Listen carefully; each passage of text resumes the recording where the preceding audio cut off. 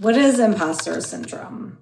This is something that comes up for so many of my clients, and it's come up for me as well. And honestly, I don't know anybody who this doesn't come up for at some point. If you are doing something like starting a business or putting yourself out there in some way that is authentic to you, but also feels vulnerable because you're like, well, what are other people are going to think? Or the biggest question, well, who am I to really do this? I had that come up so much for me when I first started my business 6 years ago. Even though I had been doing breath work, facilitating breath work, having breath work clients since 2001, when I was 19 or 20. But when it came to really starting my business and saying, this is who I am, this is the value that I had to offer, I thought, well, who am I to do this? There's already all of these other people doing breath work or creating online businesses. What makes me different? Or who am I to think I know more or I'm better than these other people? And the truth is, I have a lot more experience and know a lot more than a lot of people, and those things aren't even necessarily true. And same for a lot of my clients. I see a lot of my clients who want to start businesses, or my clients who've gone through my breathwork certification go through the same thing of, but Elise, you're already doing this and there's already all these people doing this. Why should I think that I would be able to do this too? And this is something that there's a lot of answers to, right? And one of the things I always say to people is, yeah, but no one's going to do it like you. And because of that reason, it's also really important to make sure that you are expressing your authenticity, who you really are, what your unique vibe is, your unique perspective.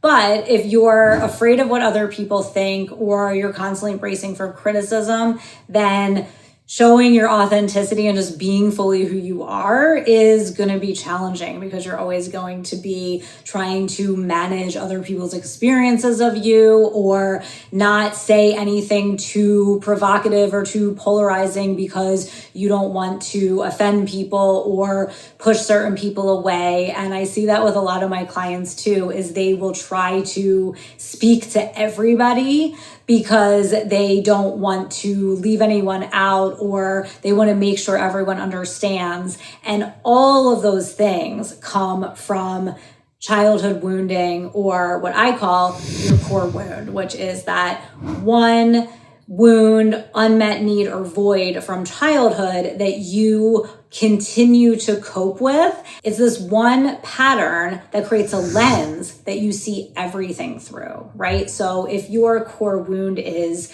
I'm wrong, or there's something wrong with me, you're constantly going to be seeing the world through the lens of, I'm wrong, and you're going to be overcompensating for that. So to bring it back to imposter syndrome, if you are putting yourself out there to say, I am starting this business as a breathwork practitioner, for example, then all of your content will end up being through the lens of trying to make sure that people don't think you're wrong. But what that ends up doing is blocking or watering down your authenticity and making you not really that magnetic or interesting to other people. So imposter syndrome is really more of a question of your core wound and this lens that you're seeing things through, and wanting to receive that validation from the people who are listening, because you are still trying to get that unmet need from childhood met. So say your parents didn't acknowledge you for the talents that you truly had, right? Maybe you were an artist, but they kind of said, yeah, art is great, but you'll never make money doing art, so you should be a lawyer or whatever it is. And then immediately you decided, well, I guess who I am is wrong. And then you were continuously trying to get validation from your parents through maybe being a lawyer or doing whatever they wanted you to do. But ultimately you were trying to get that need met, of that need for validation, or somebody to reflect back to you that who you are is great. Who you are is incredible. Who you are is a genius at art, but no one ever did that for you. So unconsciously, you are trying to get that need met through your interactions with other people. So, to bring it back to imposter syndrome, again, it's going to feel like it's going to be hard. It's going to be a weight for you to try to get this need met from other people, because you're like, oh my gosh, now I have to put myself out there and make sure that everybody who sees me doesn't think I'm wrong. And then it's going to feel really heavy, and you're going to overthink everything you say, and you probably will never do anything, or you'll stop yourself or procrastinate, or you won't feel motivated. So imposter syndrome is not actually a question of who am I to do this, or can I really do this? It's more of a question of, well, what happened in my past that would lead me to make the conclusion that I'm not capable of doing this? Because if you feel drawn to do something, if you know you have a gift that you're meant to share with the world, then that's true, because that's what your soul, your higher self, is leading you to do. That's true.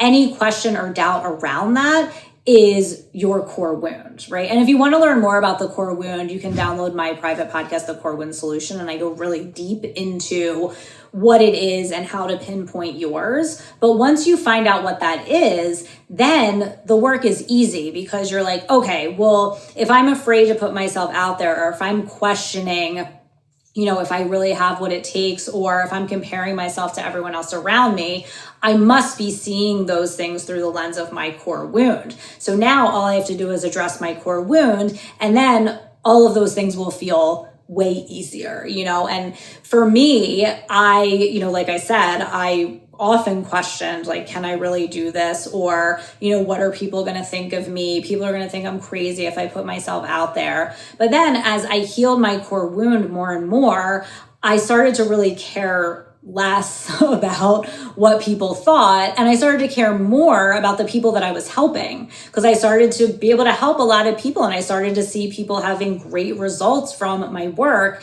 And that was so satisfying to me and fulfilling to me that I really stopped worrying about what everyone on the internet was thinking, or what, my old college friends thought, or my old coworkers thought, because that's the thing that comes up for a lot of people, is there's always some group of people that they are worried about what they're going to think about them putting themselves out there, And I think that imposter syndrome too is something that shifts with doing. One of my biggest philosophies in my work is that we have to combine healing with action. Because if you just focus on healing and you just are like, okay, I need to uncover everything from my childhood that was traumatic and reprogram all these limiting beliefs or whatever, but you don't take action to move forward in your life, you're just going to continue spinning in the healing, but you're not really going to go anywhere. But then if you're one of those people that just is forcing yourself to take action,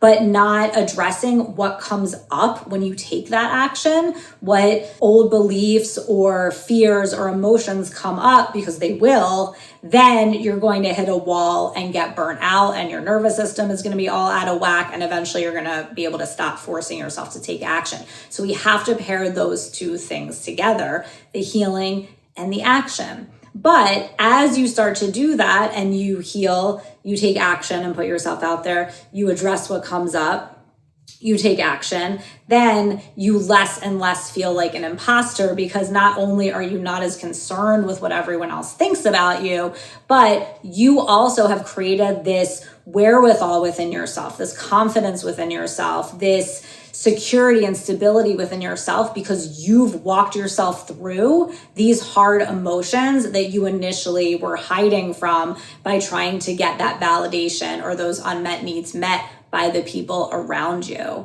And slowly you're able to reorient your energy from trying to get that validation or approval or needs met from people outside of you to sourcing that energy from within yourself. And you're no longer questioning whether people think that you're an imposter.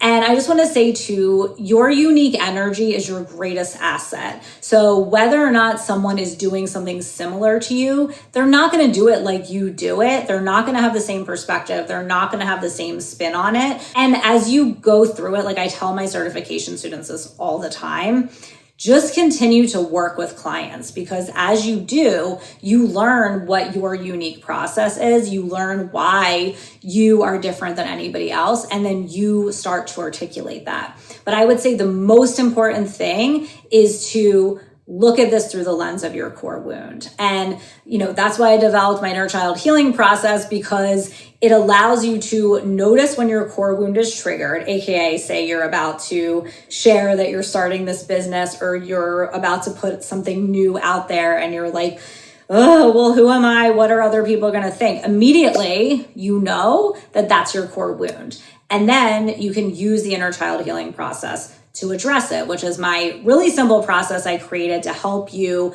notice when you're triggered and be able to shift it and come back to your power in real time.